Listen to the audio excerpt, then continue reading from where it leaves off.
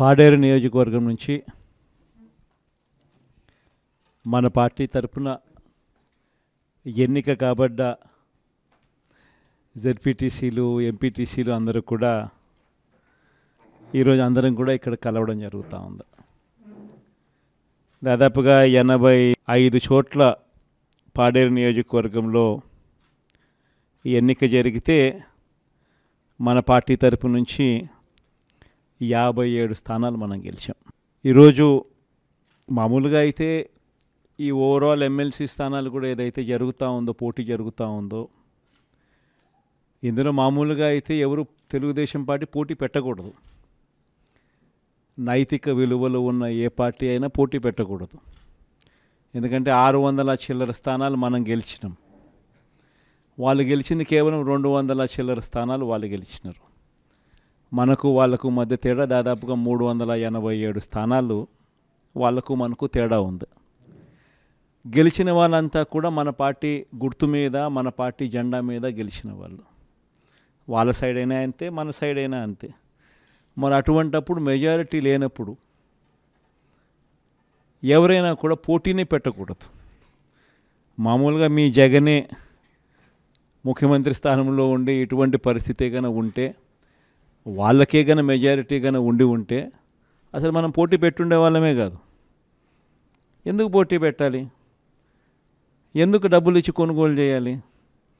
వేరే పార్టీ గుర్తు మీద గెలిచిన వాళ్ళను ప్రజలు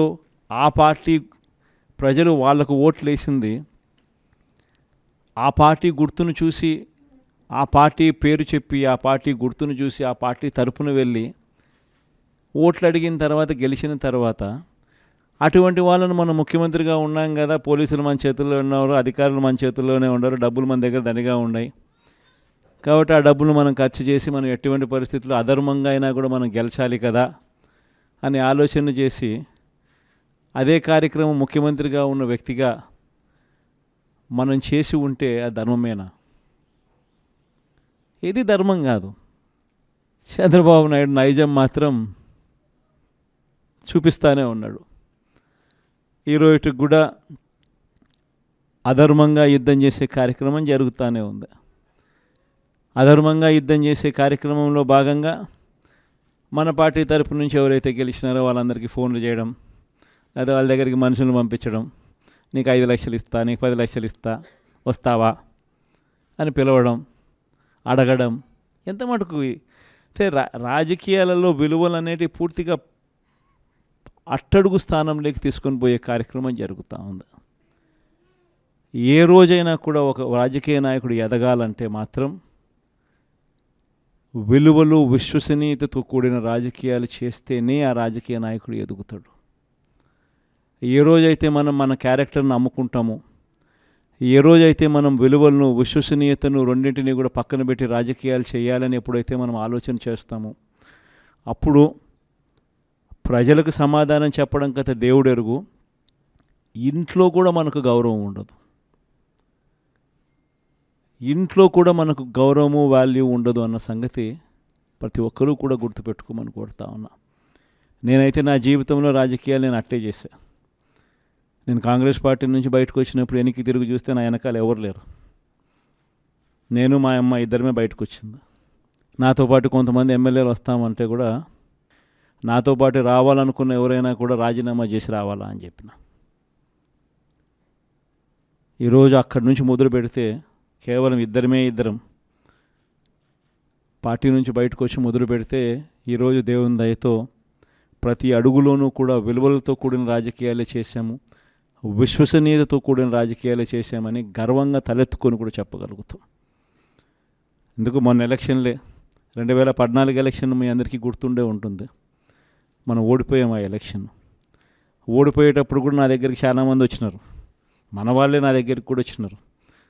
మన మంచి కోసమే చెప్పారు, నా మంచి కోసమే చెప్పారు.